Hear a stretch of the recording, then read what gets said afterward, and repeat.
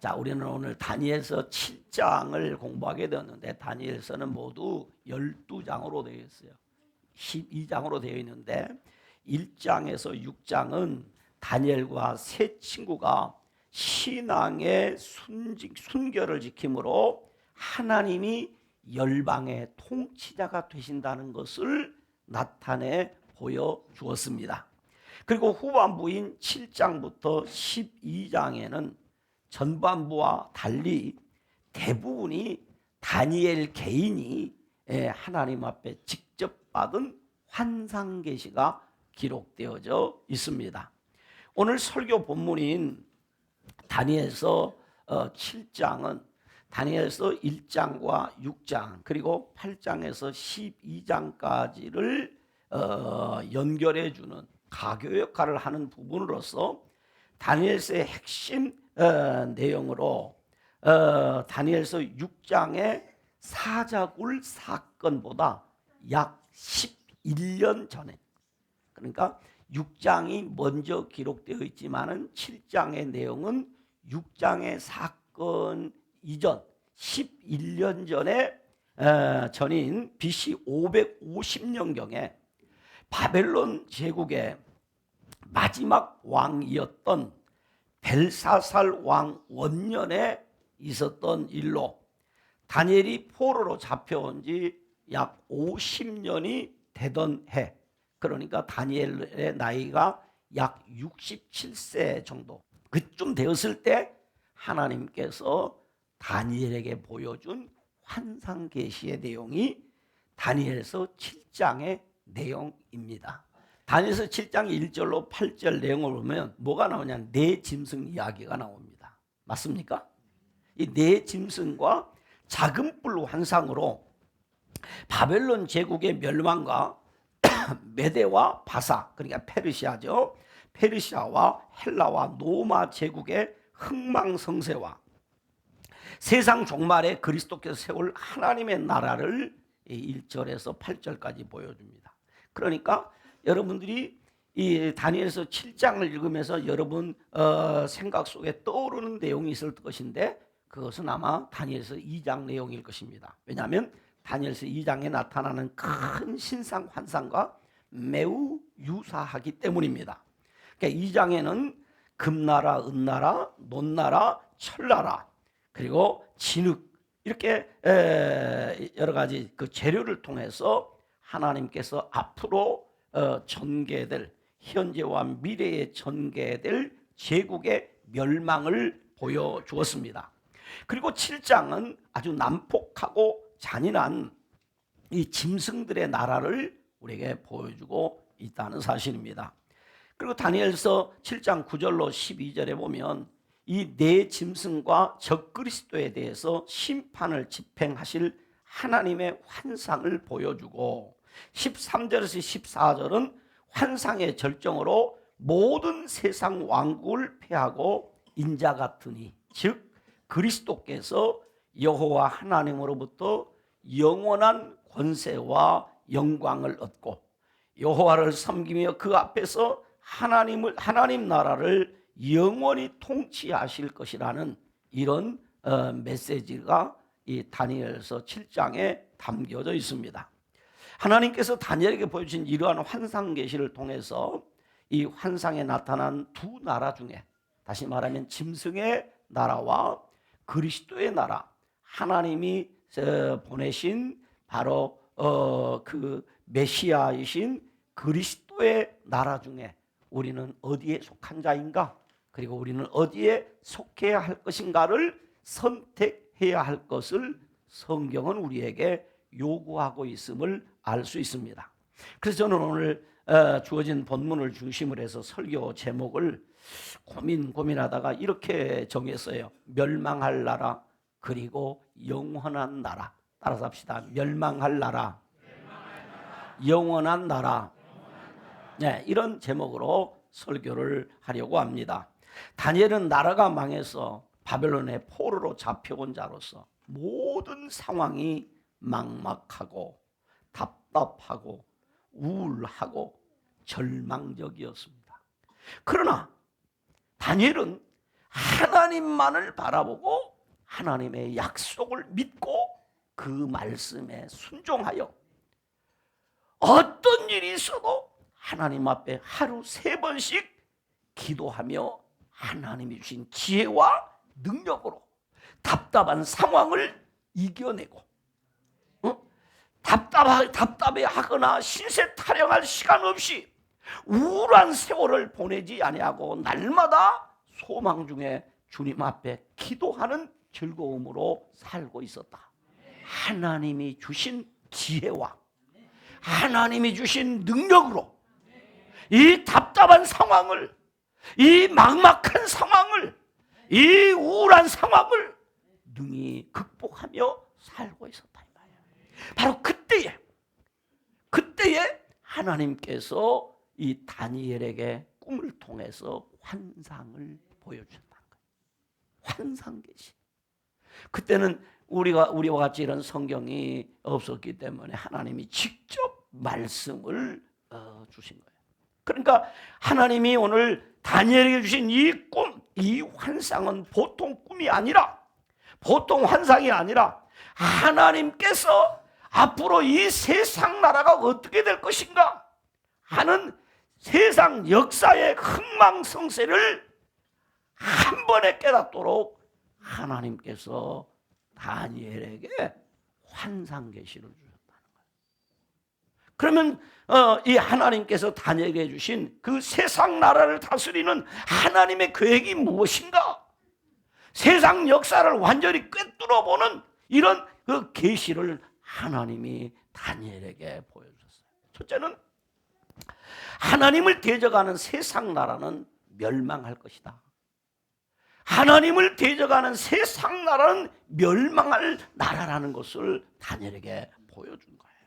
본문 2절로 3절을 보면 다니엘이 진술하기를 이렇게 합니다. 내가 밤에 환상을 보았는데, 언제 환상을 보았어요? 밤에. 밤에 환상을 보았는데 하늘에 네 바람이 큰 바다로 몰려 불더니 큰 짐승 몇이? 네 마리가, 넷이 바다에서 올라왔는데 그 모양이 각각 다르더라. 그랬어요. 하늘에 네 바람이 큰 바다로 몰려 불었는데 그 바다에서 각기 다른 짐승 네 마리가 나왔는데 자세히 보니까 첫 번째 짐승은 사자가 나오고, 두 번째 짐승을 보았더니 뭐가 나오고? 곰이 나오고, 세 번째 짐승을 보았더니 뭐가 나왔어? 표범이 나왔어. 그리고 넷째는 다니엘이 한 번도 본 적이 없는 아주 무섭고 놀라운 괴력을 지닌 짐승이 올라오는 거예요. 네 마리 짐승이 올라왔어요.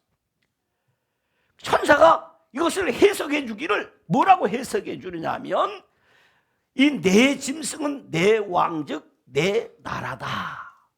네 나라가 나타나는데 이 네 나라들이 모두 뭐로 나타났다? 짐승으로 나타났다. 그 말이에요. 이에 대해서 많은 주석가들이 해석을 했어요.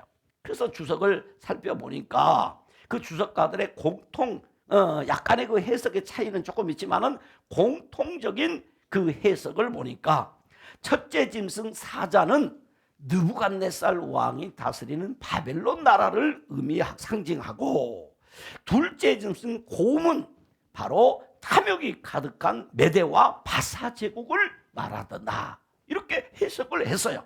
세 번째 짐승은 바로 표범은 헬라 제국을 상징하고, 넷째 짐승 곧 아주 무섭고 놀라운 계력을 지닌 짐승은 로마 제국을 상징한다라고 성경학자들이 그리 해석을 하고 있다 이 말이에요. 저도 그 해석에 이의를 달고 싶지는 않아요. 그러나 여기서 우리는 한 발짝 더 나가서 우리가 생각해야 될 것이 있습니다. 다니엘은 그 꿈을 통해서 당시의 세계 역사의 현재와 미래를 보았어요. 하나님이 특별 계시로서 다니엘에게 이 환상을 보여주었는데, 여기서 우리가 꼭 기억하고 넘어가야 될 것이 있는데, 그것은 이 세상 나라는 본질이 뭐냐 하는 겁니다. 세상 나라의 본질이 무엇이냐 하는 것이죠. 세상 나라의 본질은 무엇이다? 뭐예요? 첫째 나라, 둘째 나라, 셋째 나라, 넷째 나라 다 뭐다? 짐승이라는 거죠. 짐승. 세상 나라의 모든 권세는 하나님이 주장하고 계시지만은 권세만 주어지면 그 권세를 가지고 어떻게 하느냐? 짐승 노릇을 한다는 거죠. 그래서 그들에게 작은 힘이라도 주어지면 그 권세와 힘이 영원한 것으로 착각을 하고 교회와 성도를 박해하는 적그리스도의 앞잡이 노릇을 하게 되는 것이다. 어느 정권이나 마찬가지. 때문에 참된 성도는 결코 이 세상을 사랑하거나 이 세상에 속하거나 이 세상을 섬기면 안 되는 것입니다. 그래서 본문 21절에 보면 내가 본 적이 이 뿔이 성도들과 더불어 싸워 그들에게 이겼더라. 성도들과 이겨는 성도들을 싸운단 말이에요. 이 권세 가지고. 25절은 그가 장차 지극히 높으신 이의 말대로 대적하며 또 지극히 높으신 이의 성도를 어떻게 하며 괴롭게 할 것이며 그가 또 때와 법을 고치고자 할 것이며 성도들은 그의 손에 붙임받아요 한 때와 두 때와 반 때를 지내리라. 그러니까 세상 나라의 권세자들은 제사장 나라 거룩한 백성들을 핍박할 것이고 하나님을 대적할 것이며 하나님을 섬기는 법을 다르게 고쳐서 안식일을 지키지 못하게 하고 할례를 행하지 못하게 하며 자신들이 만든 법에 따르지 않는 자들은 어떻게 하냐? 죽인단 말이에요. 다니엘서 6장을 들은 사람은 그렇구나. 그런데 7장에서 11년 전에 다니엘은 이미 이러한 하나님의 말씀을 들었어요. 계시를 받았어요. 그래서 이제 11년이 지난 다음에 다니엘에게 어떤 일이 닥치냐면 그들이 새로운 법을 만들었어요. 기도를 못한다. 기도 금령이네. 기도 금령. 앞으로 30일 동안 누구든지 왕 외에 다른 신에게나 사람에게 기도하는 자는 누구를 불문하고 사자굴 속에 집어넣는다. 이거 딱 법은 뭐예요? 하나님의 나라 백성들을 하나님을 섬기지 못하게 하는 악법을 만들었단 말이에요. 25절에 말한 대로. 그런데 여러분 다니엘서 6장 10절에 보면 다니엘은 기도를 금하는 왕의 조서에 왕의 도장이 찍힌 것을 모르고 기도하러 갔죠. 네? 6장 10절에 보니까 알고도 자기 집에 돌아가서 윗방에 올라가서 예루살렘에 간 창문을 열고 전에 하던 대로 법이 바뀌었든지 말든지 사람들이 나를 죽이든지 말든지 하루 3번씩 무릎을 꿇고 기도하고 하나님께 감사했다. 왜? 다니엘은 말씀을 통해서 이런 일이 있을 것을 알았다 몰랐다? 알았다. 그래서 우리는 하나님의 말씀을 배워야 돼. 그래서 하나님의 말씀을 들어야 돼. 알았어요. 그런데 다니엘은 이것만 안 것이 아니라 이들이 이렇게 악정을 행하고 폭정을 행하는 그 시간이 얼마냐? 한 때와 두 때와 반 때다. 여러분 보세요. 한 때, 두 때 했으면 그 다음에 뭐가 나와야 돼요? 세 때가 나와야 되잖아. 그 다음에 네 때가 나오고 계속 나와야 돼. 그런데 한 때가 지나고 두 때가 지나고 그 다음에 반 때 확 줄었어. 끝날 때가 있다. 이 성경 해석학자들은 한 때는 1년으로 봅니다. 그래서 여러분 성경 해석자들이 종말론 해석하는 자들이 그렇게 얘기하죠. 3년 반이다. 이런 해석을 하죠. 많이 들었죠? 계시록 해석할 때. 그런데 내가 종말론적으로 이 본문을 해석하지 않았어요. 왜? 너무 극단적이에요. 여기서 중요한 메시지는 뭐냐?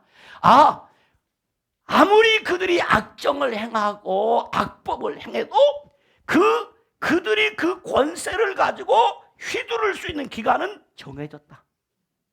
그런데 정해졌는데 이 기간이 길다 짧다? 짧다. 그거예요.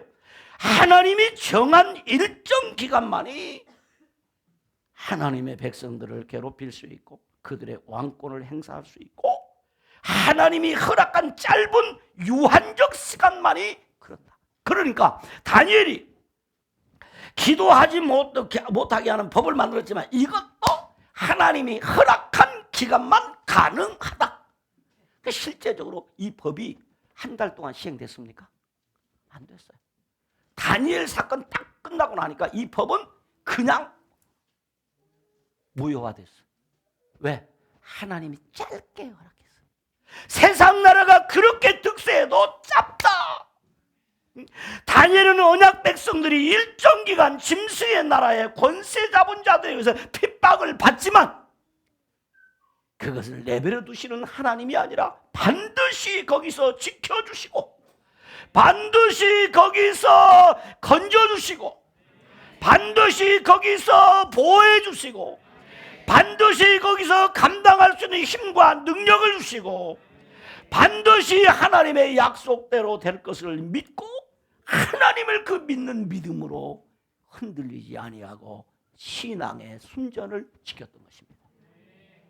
여러분, 아무리 힘들고 어려워도 그 기간은 짧습니다. 믿습니까? 그래서 성경은 말합니다. 보이는 것은 잠깐이요 보이지 않는 것은 영원하다. 마치 보이는 것이 잠깐이고 보이지 않는 것이 영원한 같이 우리가 하나님 앞에 죄를 지었다 할지라도 하나님의 노여움은 잠깐이요 하나님의 은총은 평생이기 때문에 우리가 밤에 잠자리 들 때 울음으로 눈물을 흘리면서 잠자리에 든다고 할지라도 아침에는 기쁨으로 눈을 뜨게 될 줄로 믿습니다. 고통은 잠깐입니다. 은총은 평생입니다. 정말 이 말 맞아요. 정말 이 말 맞아요.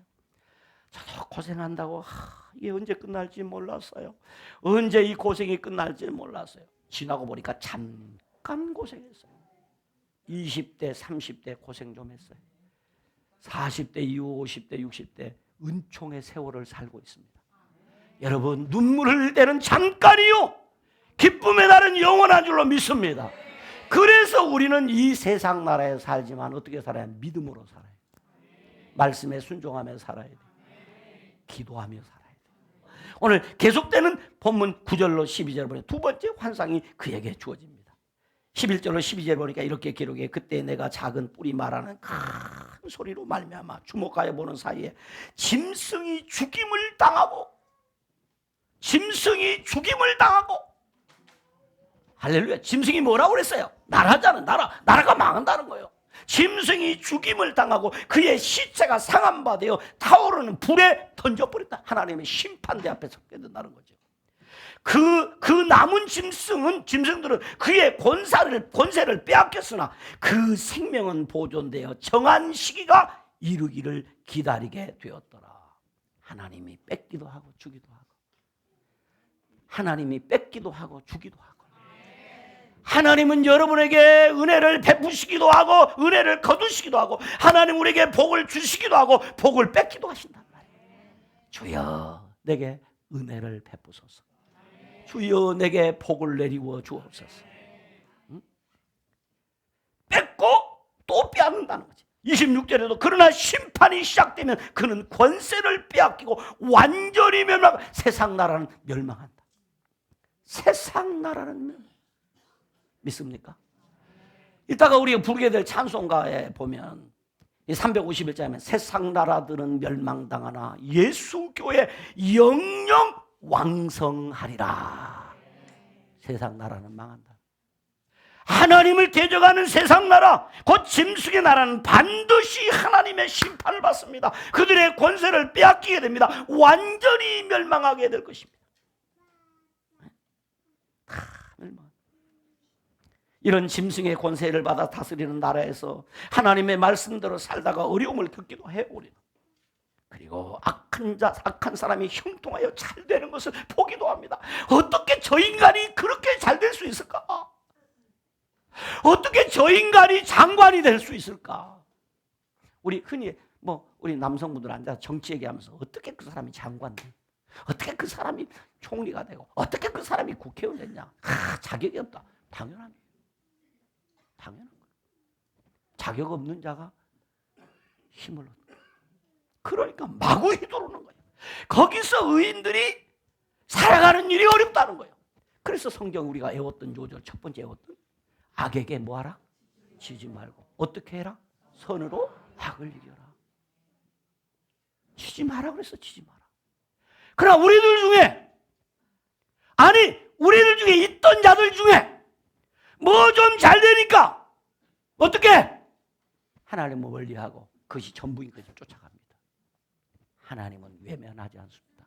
반드시 징치합니다. 가장 아픈 곳을 치십니다. 가장 아픈 곳을 치십니다.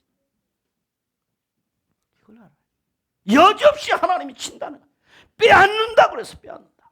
그러므로 세상 나라는 멸망하고 그 가운데서 의인들은 해같이 빛나게 되는 것입니다.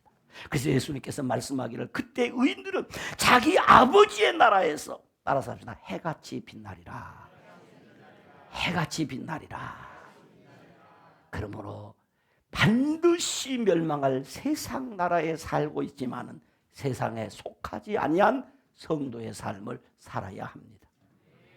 두 번째는 모든 적그리스도 세력을 이기는 나라, 영원한 나라라는 것입니다. 본문 13절로 14절에 내가 밤 환상 중에 보니 인자 같은 이가 하늘 구름을 타고 와서 옛적부터 항상 계신 이에게 나아가 그 앞으로 인도되며 그에게 권세와 영광과 나라를 주고 모든 백성과 나라들과 다른 언어를 말하는 모든 자들이 그를 섬기게 하였으니 그 권세는 소멸되지 아니하는, 따라서 영원한 권세, 영원한 권세, 영원한 권세, 멸망하지 않는 나라, 멸망하지 않는 권세가 있다. 여기서 인자 같은 이, 하늘 구름 타고 오시는 이, 애적부터 항상 계신 이는 예수 그리스도입니다. 예수 그리스도가 다스리는 나라, 그 나라는 영원한 나라다. 영원한 나라. 그 나라가 어떤 나라냐? 하나님께서 예수님에게 권세와 영광과 나라를 주었는데 그 나라가 하나님의 나라. 그 하나님의 나라가 이 땅의 유형으로 나타나는데 그 유형으로 나타나는 하나님의 나라가 어디냐? 교회입니다.